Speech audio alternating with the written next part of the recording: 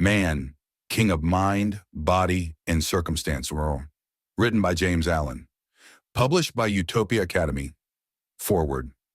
The problem of life consists in learning how to live. It is like the problem of addition or subtraction to the schoolboy. When mastered, all difficulty disappears and the problem has vanished. All the problems of life, whether they be social, political, or religious, subsist in ignorance and wrong living. As they are solved in the heart of each individual, they will be solved in the mass of men. Humanity at present is in the painful stage of learning. It is confronted with the difficulties of its own ignorance. As men learn to live rightly, learn to direct their forces and use their functions and faculties by the light of wisdom, the sum of life will be correctly done, and its mastery will put an end to all the problems of evil. To the wise, all such problems have ceased. James Allen. 1. The inner world of thoughts.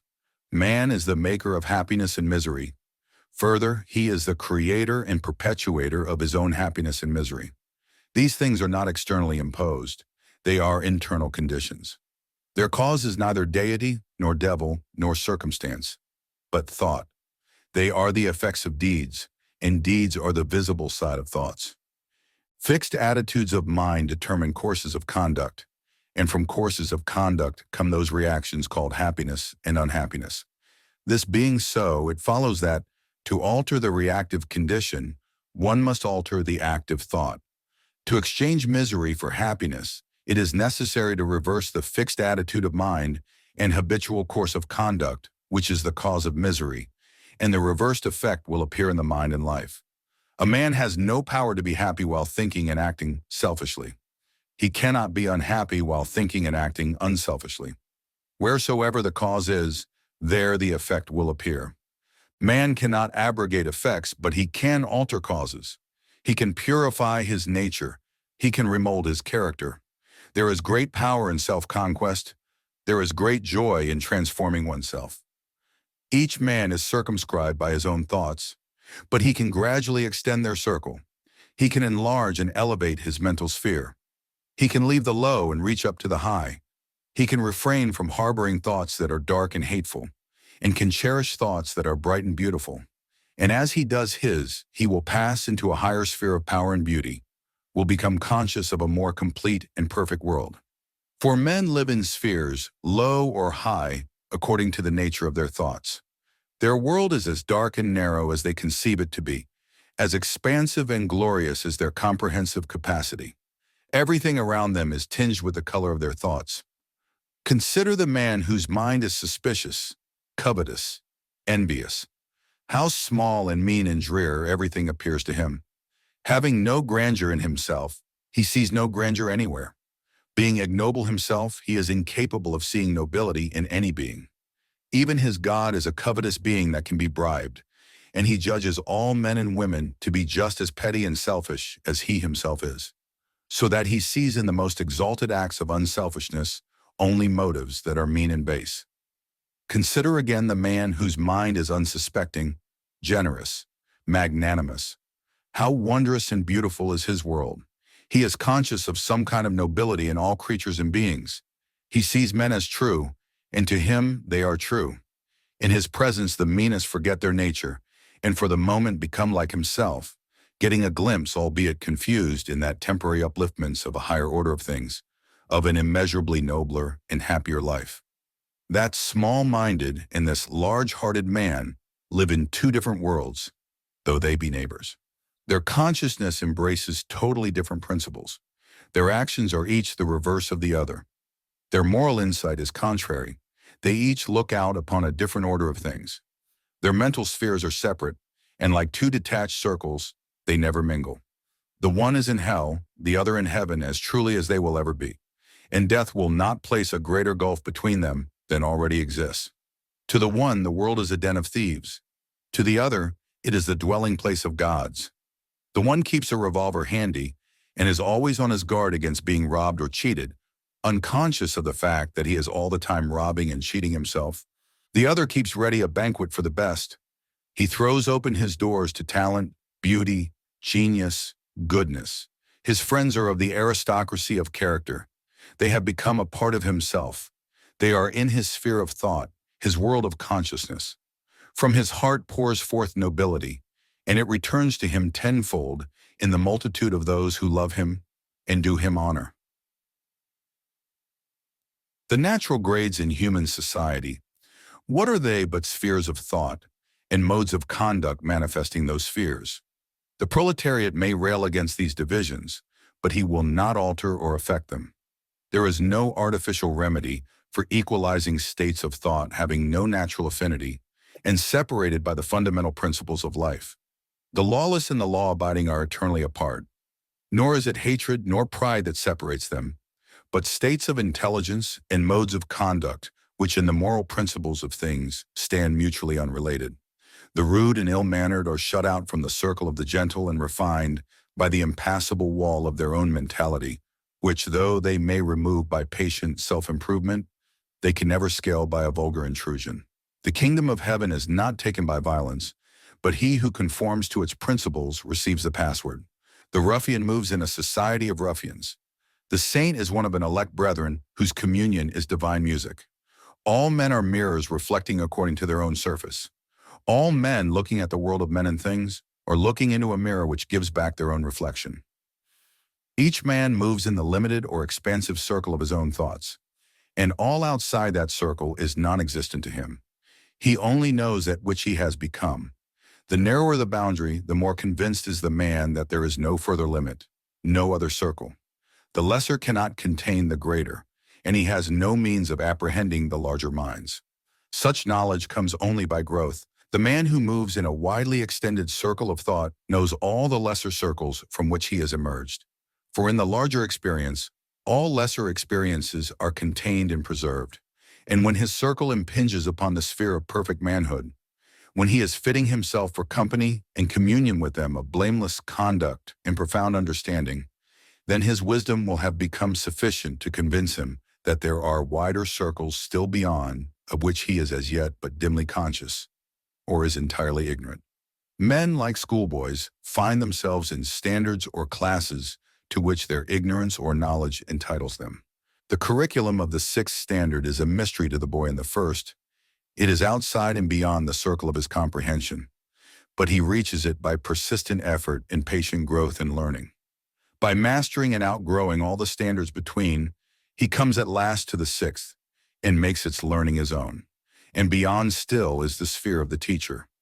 So in life, men whose deeds are dark and selfish, full of passion and personal desire, cannot comprehend those whose deeds are bright and unselfish, whose minds are calm, deep, and pure. But they can reach this higher standard, this enlarged consciousness, by effort in right doing, by growth in thought and moral comprehension.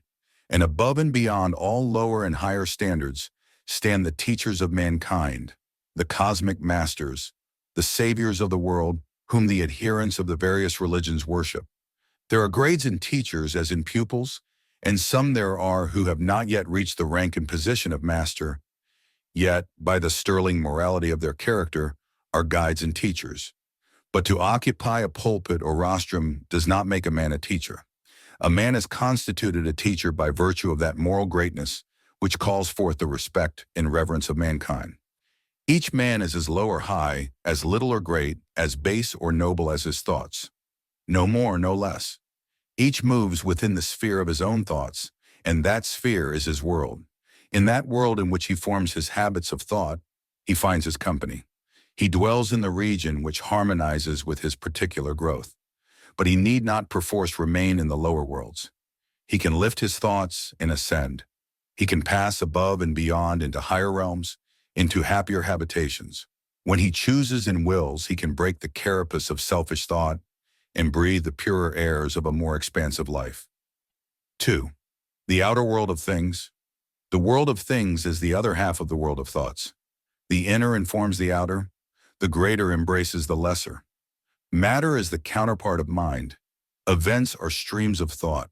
Circumstances are combinations of thought. And the outer conditions and actions of others in which each man is involved are intimately related to his own mental needs and development. Man is a part of his surroundings. He is not separate from his fellows, but is bound closely to them by the peculiar intimacy and interaction of deeds, and by those fundamental laws of thought which are the roots of human society. One cannot alter external things to suit his passing whims and wishes, but he can set aside his whims and wishes. He can so alter his attitude of mind towards externals that they will assume a different aspect. He cannot mold the actions of others towards him, but he can rightly fashion his actions towards them. He cannot break down the wall of circumstance by which he is surrounded, but he can wisely adapt himself to it, or find the way out into enlarged circumstances by extending his mental horizon. Things follow thoughts. Alter your thoughts, and things will receive a new adjustment. To reflect truly, the mirror must be true. A warped glass gives back an exaggerated image. A disturbed mind gives a distorted reflection of the world. Subdue the mind, organize and tranquilize it, in a more beautiful image of the universe. A more perfect perception of the world order will be the result. Man has all power within the world of his own mind to purify and perfect it, but his power in the outer world of other minds is subject and limited. This is made plain when we reflect that each finds himself in a world of men and things, a unit amongst myriads of similar units. These units do not act independently and despotically, but responsively and sympathetically. My fellow men are involved in my actions, and they will deal with them. If what I do be a menace to them, they will adopt protective measures against me. As the human body expels its morbid atoms, so the body politic instinctively expurgates its recalcitrant members. Your wrong acts are so many wounds inflicted on this body politic, and the healing of its wounds will be your pain and sorrow. This ethical cause and effect is not different from that physical cause and effect with which the simplest is acquainted. It is but an extension of the same law, its application to the larger body of humanity. No act is aloof. Your most secret deed is invisibly reported, its good being protected in joy, its evil destroyed in pain. There is a great ethical truth in the old fable of the Book of Life, in which every thought and deed is recorded and judged. It is because of this that your deed belongs, not alone to yourself, but to humanity and the universe, that you are powerless to avert external effects, but are all-powerful to modify and correct internal causes. And it is also because of this that the perfecting of one's own deeds is man's highest duty and most sublime accomplishment. The obverse of this truth that you are powerless to obviate external things and deeds is that external things and deeds are powerless to injure you. The cause of your bondage as of your deliverance is within. The injury that comes to you through others is the rebound of your own deed, the reflex of your own mental attitude. They are the instruments, you are the cause. Destiny is ripened deeds. The fruit of life, both bitter and sweet, is received by each man in just measure. The righteous man is free. None can injure him. None can destroy him. None can rob him of his peace. His attitude towards men, born of understanding, disarms their power to wound him.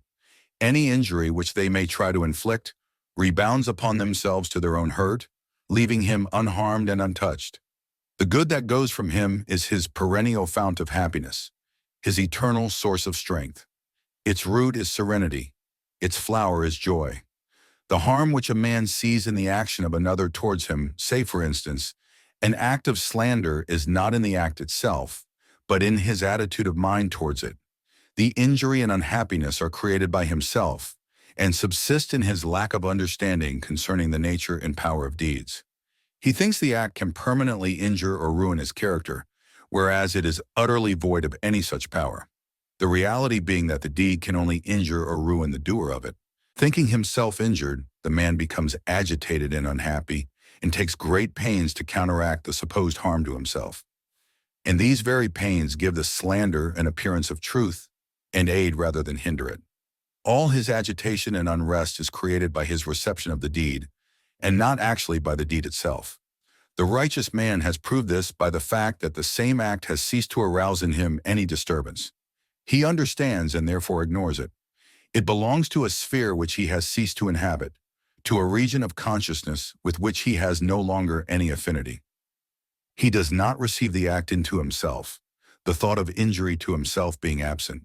He lives above the mental darkness in which such acts thrive, and they can no more injure or disturb him than a boy can injure or divert the sun by throwing stones at it. It was to emphasize this that Buddha, to the end of his days, never ceased to tell his disciples that so long as the thought "I have been injured," or "I have been cheated," or "I have been insulted," could arise in a man's mind, he had not comprehended the truth. And as with the conduct of others, so is it with external things, with surroundings and circumstances in themselves. They are neither good nor bad, it is the mental attitude and state of heart that makes them so.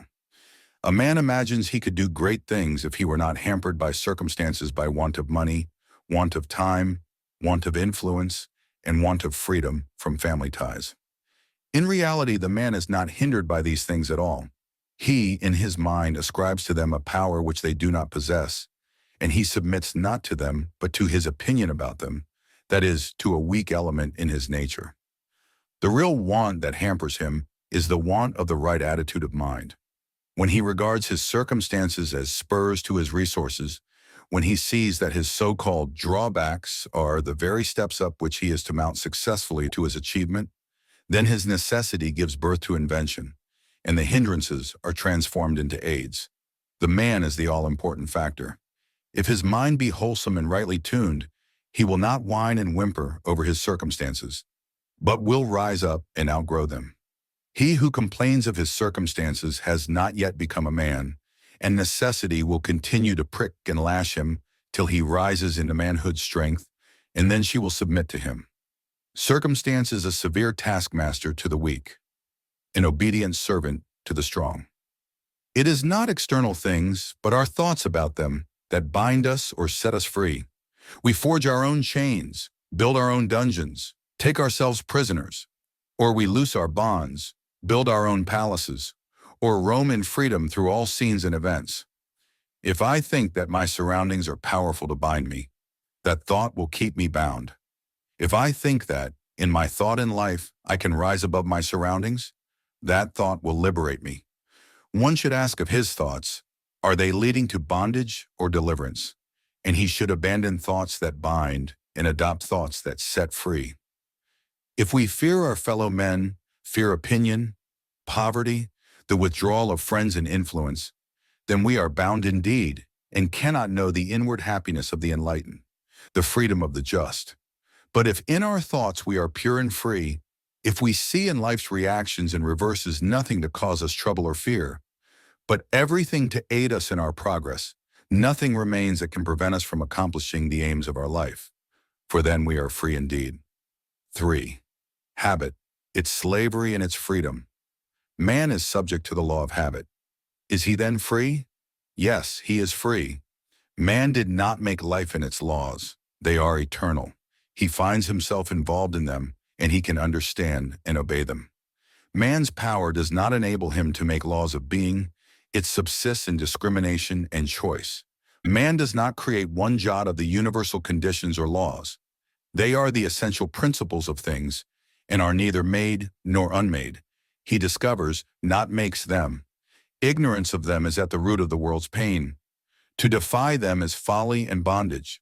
Who is the freer man, the thief who defies the laws of his country, or the honest citizen who obeys them? Who, again, is the freer man, the fool who thinks he can live as he likes, or the wise man who chooses to do only that which is right? Man is in the nature of things a being of habit, and this he cannot alter. But he can alter his habits. He cannot alter the law of his nature, but he can adapt his nature to the law. No man wishes to alter the law of gravitation, but all men adapt themselves to it. They use it by bending to it, not by defying or ignoring it. Men do not run up against walls or jump over precipices in the hope that the law will alter for them. They walk alongside walls and keep clear of precipices. Man can no more get outside the law of habit than he can get outside the law of gravitation, but he can employ it wisely or unwisely. As scientists and inventors master the physical forces and laws by obeying and using them, so wise men master the spiritual forces and laws in the same way. While the bad man is the whipped slave of habit, the good man is its wise director and master. Not its maker, let me reiterate, nor yet its arbitrary commander, but its self-disciplined user, its master by virtue of knowledge grounded on obedience. He is the bad man whose habits of thought and action are bad. He is the good man whose habits of thought and action are good. The bad man becomes the good man by transforming or transmuting his habits. He does not alter the law, he alters himself. He adapts himself to the law. Instead of submitting to selfish indulgences, he obeys moral principles. He becomes the master of the lower by enlisting in the service of the higher. The law of habit remains the same, but he has changed from bad to good by his readjustment to the law. Habit is repetition. Man repeats the same thoughts, the same actions, the same experiences over and over again until they are incorporated with his being, until they are built into his character as part of himself. Faculty is fixed habit. Evolution is mental accumulation. Man today is the result of millions of repetitious thoughts and acts. He is not ready-made. He becomes and is still becoming. His character is predetermined by his own choice. The thought, the act which he chooses, that by habit he becomes. Thus, each man is an accumulation of thoughts and deeds. The characteristics which he manifests instinctively and without effort are lines of thought and action become, by long repetition, automatic. For it is the nature of habit to become, at last, unconscious. To repeat as it were itself without any apparent choice or effort on the part of its possessor. And in due time it takes such complete possession of the individual as to appear to render his will powerless to counteract it. This is the case with all habits, whether good or bad. When bad, the man is spoken of as being the victim of a bad habit or a vicious mind. When good, he is referred to as having by nature a good disposition. All men are, and will continue to be, subject to their own habits, whether they be good or bad, that is, subject to their own reiterated and accumulated thoughts and deeds. Knowing this, the wise man chooses to subject himself to good habits. For such service is joy, bliss, and freedom, while to become subject to bad habits is misery, wretchedness, slavery. This law of habit is beneficent, for while it enables a man to bind himself to the chains of slavish practices, it enables him to become so fixed in good courses as to do them unconsciously, to instinctively do that which is right, without restraint or exertion, and in perfect happiness and freedom. Observing this automatism in life, men have denied the existence of will or freedom on man's part. They speak of him as being born good or bad, and regard him as the helpless instrument of blind forces. It is true that man is the instrument of mental forces, or, to be more accurate, he is those forces, but they are not blind, and he can direct them and redirect them into new channels. In a word, he can take himself in hand and reconstruct his habits. For though it is also true that he is born with a given character, that character is the product of numberless lives during which it has been slowly built up by choice and effort, and in this life it will be considerably modified by new experiences. No matter how apparently helpless a man has become under the tyranny of a bad habit or a bad characteristic, and both are essentially the same, he can, so long as sanity remains, break away from it and become free, replacing it by its opposite good habit. And when the good possesses him as the bad formerly did, there will be neither wish nor need to break from that, for its dominance will be perennial happiness and not perpetual misery. That which a man has formed within himself, he can break up and reform when he so wishes and wills, and a man does not wish to abandon a bad habit so long as he regards it as pleasurable. It is when it assumes a painful tyranny over him that he begins to look for a way of escape, and finally abandons the bad for something better. No man is helplessly bound. The very law by which he has become a self-bound slave will enable him to become a self-emancipated master. To know this, he has but to act upon it, that is, to deliberately and strenuously abandon the old lines of thought and conduct, and diligently fashion new and better lines. That he may not accomplish this in a day, a week, a month, a year, or 5 years, should not dishearten and dismay him. Time is required for the new repetitions to become established, and the old ones to be broken up. But the law of habit is certain and infallible, and a line of effort patiently pursued and never abandoned is sure to be crowned with success. For if a bad condition, a mere negation, can become fixed and firm, how much more surely can a good condition, a positive principle, become established and powerful? A man is only powerless to overcome the wrong and unhappy elements in himself so long as he regards himself as powerless. If to the bad habit is added the thought, I cannot, the bad habit will remain. Nothing can be overcome till the thought of powerlessness is uprooted and abolished from the mind. The great stumbling block is not the habit itself. It is the belief in the impossibility of overcoming it. How can a man overcome a bad habit so long as he is convinced that it is impossible? How can a man be prevented from overcoming it when he knows that he can and is determined to do it? The dominant thought by which man has enslaved himself is the thought, I cannot overcome my sins. Bring this thought out into the light, in all its nakedness, and it is seen to be a belief in the power of evil, with its other pole, disbelief in the power of good. For a man to say or believe that he cannot rise above wrong thinking and wrongdoing is to submit to evil, is to abandon and renounce good. By such thoughts, such beliefs, man binds himself. By their opposite thoughts, opposite beliefs, he sets himself free. A changed attitude of mind changes the character, the habits, the life. Man is his own deliverer. He has brought about his thraldom. He can bring about his emancipation. All through the ages, he has looked and is still looking for an external deliverer. But he still remains bound. The great deliverer is within. He is the spirit of truth. And the spirit of truth is the spirit of good. And he is in the spirit of good who dwells habitually in good thoughts and their effects. Good actions. Man is not bound by any power outside his own wrong thoughts, and from these he can set himself free. And foremost, the enslaving thoughts from which he needs to be delivered are, I cannot rise. I cannot break away from bad habits. I cannot alter my nature. I cannot control and conquer myself. I cannot cease from sin. All these cannots have no existence in the things to which they submit. They exist only in thought. Such negations are bad thought habits which need to be eradicated, and in their place should be planted the positive I can, which should be tended and developed until it becomes a powerful tree of habit, bearing the good and life-giving fruit of right and happy living. Habit binds us. Habit sets us free. Habit is primarily in thought, secondarily in deed. Turn the thought from bad to good, and the deed will immediately follow. Persist in the bad, and it will bind you tighter and tighter. Persist in the good, and it will take you into ever-widening spheres of freedom. He who loves his bondage, let him remain bound. He who thirsts for freedom, let him come and be set free. 4. Bodily conditions. There are today scores of distinct schools devoted to the healing of the body, a fact which shows the great prevalence of physical suffering, as the hundreds of religions devoted to the comforting of men's minds prove the universality of mental suffering. Each of these schools has its place insofar as it is able to relieve suffering, even where it does not eradicate the evil.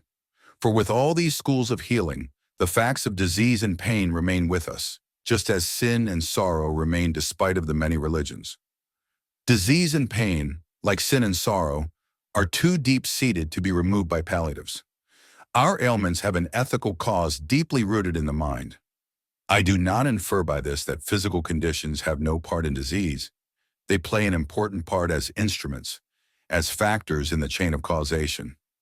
The microbe that carried the Black Death was the instrument of uncleanliness, and uncleanliness is primarily a moral disorder. Matter is visible mind, and that bodily conflict which we call disease has a causal affinity to that mental conflict which is associated with sin. In his present human or self-conscious state, man's mind is continually being disturbed by violently conflicting desires, and his body attacked by morbid elements. He is in a state of mental inharmony and bodily discomfort. Animals in their wild and primitive state are free from disease because they are free from inharmony. They are in accord with their surroundings, have no moral responsibility and no sense of sin, and are free from those violent disturbances of remorse, grief, disappointment, etc., which are so destructive of man's harmony and happiness, and their bodies are not afflicted. As man ascends into the divine or cosmic conscious state, he will leave behind and below him all these inner conflicts, will overcome sin and all sense of sin, and will dispel remorse and sorrow. Being thus restored to mental harmony, he will become restored to bodily harmony, to wholeness, Health. The body is the image of the mind, and in it are traced the visible features of hidden thoughts. The outer obeys the inner, and the enlightened scientists of the future may be able to trace every bodily disorder to its ethical cause in the mentality. Mental harmony, or moral wholeness, makes for bodily health. I say makes for it will not produce it magically, as it were as though one should swallow a bottle of medicine and then be whole and free. But if the mentality is becoming more poised and restful, if the moral stature is increasing, then a sure foundation of bodily wholeness is being laid. The forces are being conserved and are receiving a better direction and adjustment. And even if perfect health is not gained, the bodily derangement, whatever it be, will have lost its power to undermine the strengthened and uplifted mind. One who suffers in body will not necessarily at once be cured when he begins to fashion his mind on moral and harmonious principles. Indeed, for a time, while the body is bringing to a crisis and throwing off the effects of former inharmonious, the morbid condition may appear to be intensified. As a man does not gain perfect peace immediately, he enters upon the path of righteousness, but must, except in rare instances, pass through a painful period of adjustment. Neither does he, with the same rare exceptions, at once acquire perfect health. Time is required for bodily as well as mental readjustment, and even if health is not reached, it will be approached. If the mind be made robust, the bodily condition will take a secondary and subordinate place and will cease to have that primary importance which so many give to it. If a disorder is not cured, the mind can rise above it and refuse to be subdued by it. One can be happy, strong, and useful in spite of it. The statement so often made by health specialists that a useful and happy life is impossible without bodily health is disproved by the fact that numbers of men who have accomplished the greatest works, men of genius and superior talent in all departments, have been afflicted in their bodies. And today there are plenty of living witnesses to this fact. Sometimes the bodily affliction acts as a stimulus to mental activity and aids rather than hinders its work. To make a useful and happy life dependent upon health is to put matter before mind, is to subordinate spirit to body. Men of robust minds do not dwell upon their bodily condition. If it be in any way disordered, they ignore it and work on, live on, as though it were not. This ignoring of the body not only keeps the mind sane and strong, but it is the best resource for curing the body.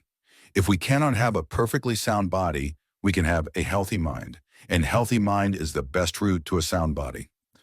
A sickly mind is more deplorable than a disordered body, and it leads to sickliness of body. The mental invalid is in a far more pitiable condition than the bodily invalid.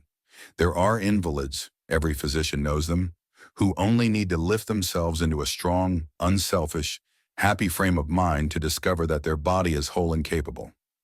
Sickly thoughts about oneself, about one's body and food, should be abolished by all who are called by the name of man. The man who imagines that the wholesome food he is eating is going to injure him needs to come to bodily vigor by the way of mental strength.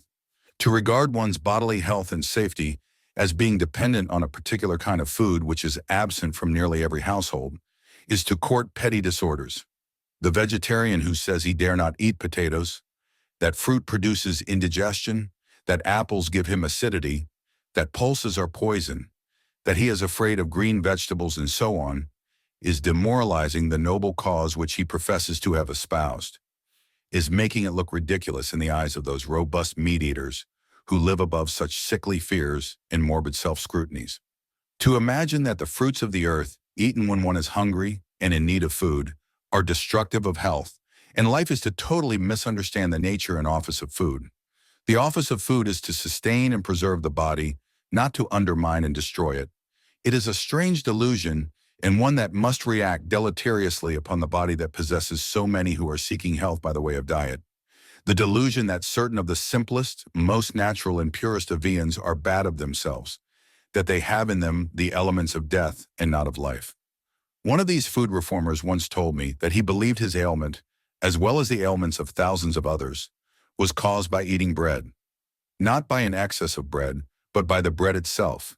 And yet this man's bread food consisted of nutty, homemade, wholemeal loaves. Let us get rid of our sins, our sickly thoughts, our self-indulgences, and foolish excesses before attributing our diseases to such innocent causes. Dwelling upon one's petty troubles and ailments is a manifestation of weakness of character. To so dwell upon them in thought leads to frequent talking about them, and this in turn impresses them more vividly upon the mind, which soon becomes demoralized by such petting and pitying. It is as convenient to dwell upon happiness and health as upon misery and disease, as easy to talk about them, and much more pleasant and profitable to do so. Let us live happily then, not hating those who hate us. Among men who hate us, let us dwell free from hatred.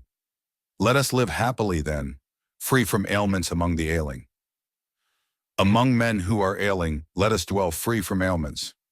Let us live happily then, free from greed among the greedy.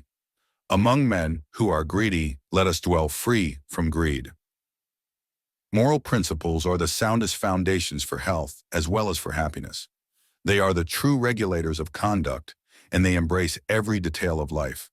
When earnestly espoused and intelligently understood, they will compel a man to reorganize his entire life down to the most apparently insignificant detail. While definitely regulating one's diet, they will put an end to squeamishness, food fear, and foolish whims and groundless opinions as to the harmfulness of foods. When sound moral health has eradicated self-indulgence and self-pity, all natural foods will be seen as they are nourishers of the body, and not its destroyers. Thus, a consideration of bodily conditions brings us inevitably back to the mind, and to those moral virtues which fortify it with an invincible protection. The morally right are the bodily right. To be continually transposing the details of life from passing views and fancies, without reference to fixed principles, is to flounder in confusion. But to discipline details by moral principles is to see, with enlightened vision, all details in their proper place and order. For it is given to moral principle alone, in their personal domain, to perceive the moral order. In them alone resides the insight that penetrates to causes, and with them only is the power to at once command all details to their order and place, as the magnet draws and polarizes the filings of steel. Better even than curing the body is to rise above it, to be its master and not to be tyrannized over by it, not to abuse it, not to pander to it, never to put its claims before virtue, to discipline and moderate its pleasures, and not to be overcome by its pains in a word, to live in the poise and strength of the moral powers. This, better than bodily cure, is yet a safe way to cure, and it is a permanent source of mental vigor and spiritual repose. 5. Poverty. Many of the greatest men through all ages have abandoned riches and adopted poverty to better enable them to accomplish their lofty purposes. Why then is poverty regarded as such a terrible evil? Why is it that this poverty, which these great men regard as a blessing and adopt as a bride, should be looked upon by the bulk of mankind as a scourge and a plague? The answer is plain. In the one case, the poverty is associated with a nobility of mind which not only takes from it all appearance of evil, but which lifts it up and makes it appear good and beautiful, makes it seem more attractive and more to be desired than riches and honor. So much so that, seeing the dignity and happiness of the noble mendicant, thousands imitate him by adopting his mode of life. In the other case, the poverty of our great cities is associated with everything that is mean and repulsive, with swearing, drunkenness, filth, laziness, dishonesty, and crime. What then is the primary evil? Is it poverty or is it sin? The answer is inevitable. It is sin. Remove sin from poverty and its sting is gone. It has ceased to be the gigantic evil that it appeared, and can even be turned to good and noble ends. Confucius held up one of his poor disciples, Yen Hui by name, as an example of lofty virtue to his richer pupils. Yet, although he was so poor that he had to live on rice and water, and had no better shelter than a hovel, he uttered no complaint. Where this poverty would have made other men discontented and miserable, he did not allow his equanimity to be disturbed. Poverty cannot undermine a noble character, but it can set it off to better advantage. The virtues of Yen Hui shone all the brighter for being set in poverty, like resplendent jewels set in a contrasting background. It is common with social reforms to regard poverty as the cause of the sins with which it is associated. Yet the same reformers refer to the immoralities of the rich as being caused by their riches. Where there is a cause, its effect will appear, and where affluence the cause of immorality, and poverty the cause of degradation. then every rich man would become immoral and every poor man would come to degradation. An evildoer will commit evil under any circumstances, whether he be rich or poor, or midway between the two conditions. A right doer will do right howsoever he be placed. Extreme circumstances may help to bring out the evil which is already there awaiting its opportunity, but they cannot cause the evil, cannot create it. Discontent with one's financial condition is not the same as poverty. Many people regard themselves as poor, whose income runs into several hundreds, and in some cases several thousands of pounds a year, combined with light responsibilities. They imagine their affliction to be poverty. Their real trouble is covetousness. They imagine their affliction to be poverty. Their real trouble is covetousness. They are not made unhappy by poverty, but by the thirst for riches. Poverty is more often in the mind than in the purse. So long as a man thirsts for more money, he will regard himself as poor, and in that sense he is poor, for covetousness is poverty of mind. A miser may be a millionaire, but he is as poor as when he was penniless. On the other hand, the trouble with so many who are living in indigence and degradation is that they are satisfied with their condition. To be living in dirt, disorder, laziness, and swinish self-indulgence, reveling in foul thoughts, foul words, and unclean surroundings, and to be satisfied with oneself is deplorable. Here again, poverty resolves itself into a mental condition, and its solution, as a problem, is to be looked for in the improvement of the individual from within, rather than of his outward condition. Let a man be made clean and alert within, and he will no longer be content with dirt and degradation without. Having put his mind in order, he will then put his house in order. Indeed, both he and others will know that he has put himself right by the fact that he has put his immediate surroundings right. His altered heart shows in his altered life. There are, of course, those who are neither self-deceived nor self-degraded and yet are poor. Many such are satisfied to remain poor. They are contented, industrious, and happy, and desire nothing else. But those among them who are dissatisfied and are ambitious for better surroundings and greater scope should, and usually do, use their poverty as a spur to the exercise of their talents and energies. By self-improvement and attention to duty, they can rise into the fuller, more responsible life which they desire. Devotion to duty is, indeed, not only the way out of that poverty which is regarded as restrictive, it is also the royal road to affluence, influence, and lasting joy, yea, even to perfection itself. When understood in its deepest sense, it is seen to be related to all that is best and noblest in life. It includes energy, industry, concentrated attention to the business of one's life, singleness of purpose, courage and faithfulness, determination and self-reliance, and that self-abnegation which is the key to all real greatness. A singularly successful man was once asked, "What is the secret of your success?" And he replied, "Getting up at 6 o'clock in the morning and minding my own business." Success, honor, and influence always come to him who diligently attends to the business of his life and religiously avoids interfering with the duties of others. It may here be urged, and is usually so urged, that the majority of those who are in poverty, for instance, the mill and factory workers, have not the time or opportunity to give themselves to any special work. This is a mistake. Time and opportunity are always at hand, are with everybody at all times. Those of the poor above mentioned, who are content to remain where they are, can always be diligent in their factory labor, and sober and happy in their homes. But those of them who feel that they could better fill another sphere can prepare for it by educating themselves in their spare time. The hard-worked poor are, above all, the people who need to economize their time and energies. And the youth who wishes to rise out of such poverty must at the outset put aside the foolish and wasteful indulgences of alcohol, tobacco, sexual vice, late hours at music halls, clubs, and gaming parties, and must give his evenings to the improvement of his mind in that course of education which is necessary to his advancement. By this method, numbers of the most influential men throughout history, some of them among the greatest, have raised themselves from the commonest poverty.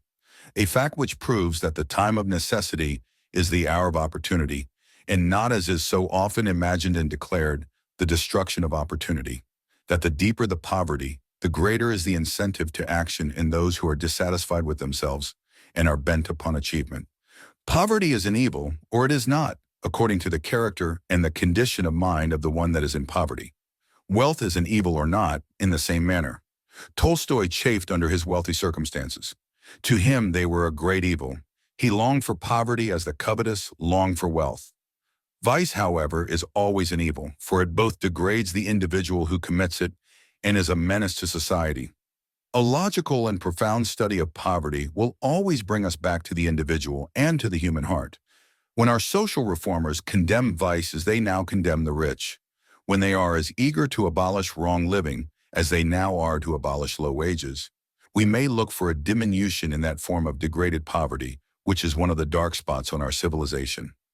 Before such poverty disappears altogether, the human heart will have undergone, during the process of evolution, a radical change. When that heart is purged from covetousness and selfishness, when drunkenness, impurity, indolence, and self-indulgence are driven forever from the earth, then poverty and riches will be known no more, and every man will perform his duties with a joy so full and deep as is yet, except to the few whose hearts are already pure, unknown to men, and all will eat of the fruit of their labor in sublime self-respect and perfect peace. 6. Man's spiritual dominion, the kingdom over which man is destined to rule with undisputed sway, is that of his own mind and life. But this kingdom, as already shown, is not separate from the universe, is not confined to itself alone. It is intimately related to entire humanity, to nature, to the current of events in which it is, for the time being, involved, and to the vast universe. Thus, the mastery of this kingdom embraces the mastery of the kingdom, embraces the mastery of the knowledge of life. It lifts a man into the supremacy of wisdom, bestowing upon him the gift of insight into human hearts, giving him the power to distinguish between good and evil, also to comprehend that which is above both good and evil, and to know the nature and consequences of deeds. At present, men are more or less under the sway of rebellious thoughts, and the conquest of these is the supreme conquest of life. The unwise think that everything can be mastered but oneself, and they seek for happiness for themselves and others by modifying external things. The transposing of outward effects cannot bring permanent happiness or bestow wisdom. The patching and coddling of a sin-laden body cannot produce health and well-being. The wise know that there is no real mastery until self is subdued, that when oneself is conquered, the subjugation of externals is finally assured, and they find happiness forever springing up within them, in the calm strength of divine virtue. They put away sin and purify and strengthen the body by rising superior to the sway of its passions. Man can reign over his own mind, can be lord over himself. Until he does so reign, his life is unsatisfactory and imperfect. His spiritual dominion is the empire of the mental forces of which his nature is composed. The body has no causative power.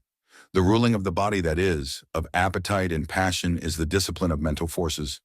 The subduing, modifying, redirecting and transmuting of the antagonizing spiritual elements within is the wonderful and mighty work which all men must sooner or later undertake.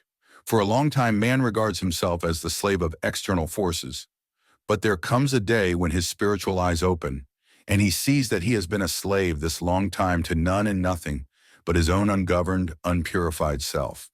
In that day he rises up, and, ascending his spiritual throne, he no longer obeys his desires, appetites, and passions as their slave, but henceforth rules them as his subjects. The mental kingdom through which he has been wont to wander as a puling beggar and a whipped serf, he now discovers is his by right of lordly self-control, his to set in order, to organize and harmonize, to abolish its dissensions and painful contradictions, and bring it to a state of peace.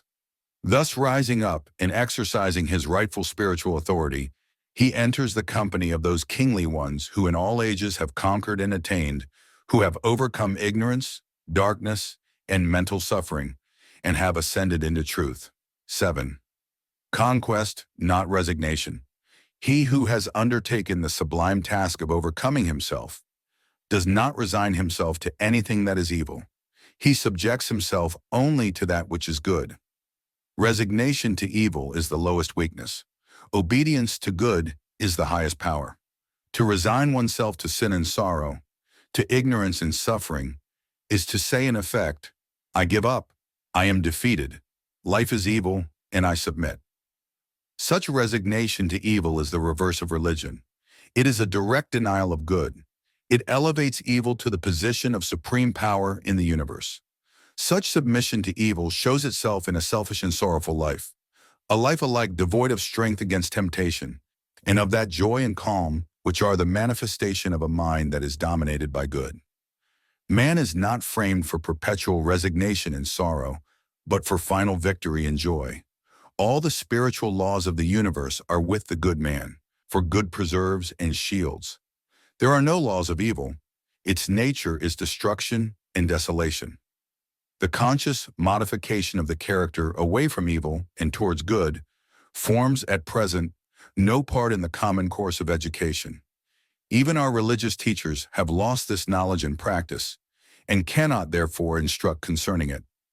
Moral growth is, so far, in the great mass of mankind, unconscious, and is brought about by the stress and struggle of life. The time will come, however, when the conscious formation of character will form an important part in the education of youth, and when no man will be able to fill the position of preacher unless he be a man of habitual self-control, unblemished integrity, and exalted purity, so as to be able to give sound instruction in the making of character, which will then be the main feature of religion. The doctrine herein set forth by the author is the doctrine of conquest over evil, the annihilation of sin, and necessarily the permanent establishment of man in the knowledge of good and in the enjoyment of perpetual peace. This is the teaching of the masters of religion in all ages. Howsoever it may have been disguised and distorted by the unenlightened, if is the doctrine of all the perfect ones that were, and will be the doctrine of all the perfect ones that are to come, it is the doctrine of truth. And the conquest is not of an evil without, not of evil men, or evil spirits, or evil things, but of the evil within, of evil thoughts, evil desires, evil deeds. For when every man has destroyed the evil within his own heart, to where in the whole vast universe will anyone be able to point and say, there is evil?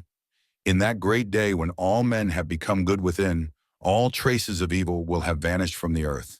Sin and sorrow will be unknown, and there will be universal joy forevermore.